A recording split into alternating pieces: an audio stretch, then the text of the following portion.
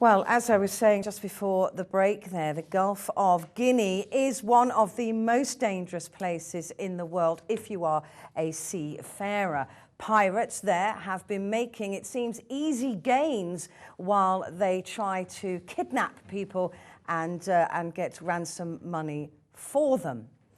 We were going to bring you a report about how complicated the situation is in the Gulf of Guinea. But with me now is Millen, who I promised we would talk to, who's an expert on the region. Why is it so complicated in the Gulf of Guinea? I think the Gulf of Guinea is a complicated security situation, not least because of the fact that unlike the Indian Ocean and a state like Somalia that's a failed state, you've got many sovereign nations who have got to have the responsibility for protecting their own shores, their own exclusive economic zones. And it's not quite as simple as a solution as we see in the Indian Ocean, and therefore we have nations trying their very best to deal with a strong criminal element, but and is it because the waters in that region are so complicated, so bitty, if you like, that there's different laws and different rules governing passing through? Well, there are a number of different nations. A lot of the crime that we're seeing is happening off Nigeria, especially off the Niger Delta. But you're right in that we have a number of littoral states, right next to each other that have got different jurisdictions, different capabilities in the way that they can tackle the crime. And of course, we don't see things like hot pursuit across borders or anything. So the pirates and the maritime criminals can exploit this. What kind of behaviours are these pirates displaying? My understanding is they are extremely violent, extremely well armed.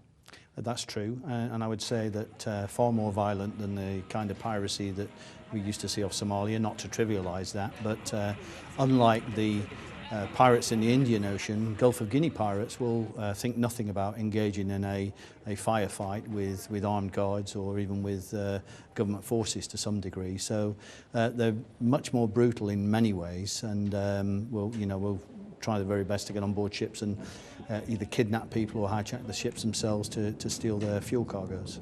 But maritime laws, I seem to remember, changed in the last couple of years to allow armed security on board ships, certainly through the Somalia and areas like that. Why could that not be employed here? I think that particular template works well in the open ocean and with a failed state such as Somalia.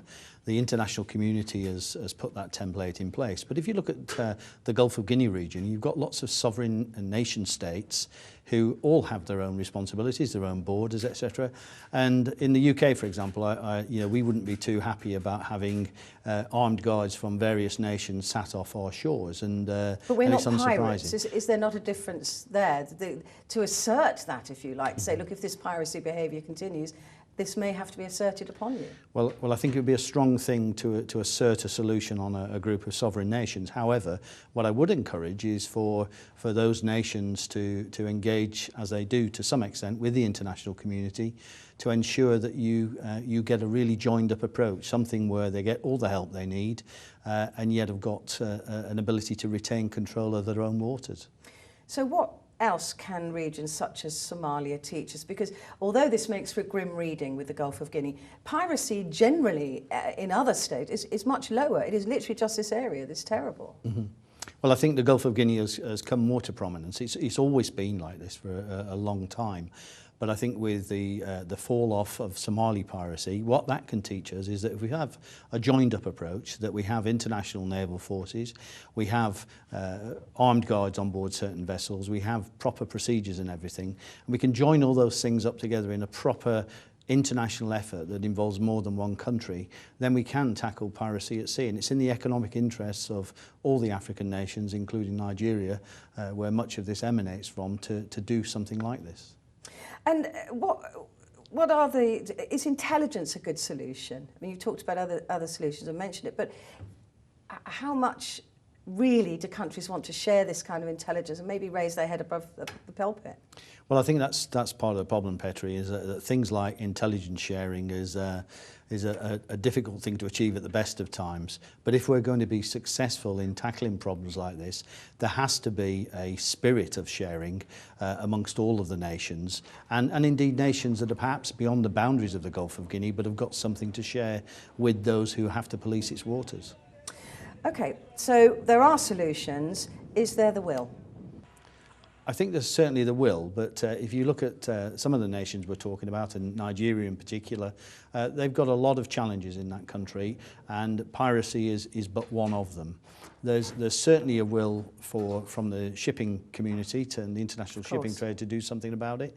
And indeed, if that will doesn't translate into capability that's able to tackle this kind of crime, then there's going to come a point, and we're already there with some of this, where seafarers won't want to go into the region, trade will be restricted, and that will have an economic effect on the nations concerned. So there has to be a will, and there has to be the capability to do something about it. Ian, fascinating topic. Ian Millen there from Dryad Solutions. Thank you. Maritime, I beg your pardon. Thank you very much indeed.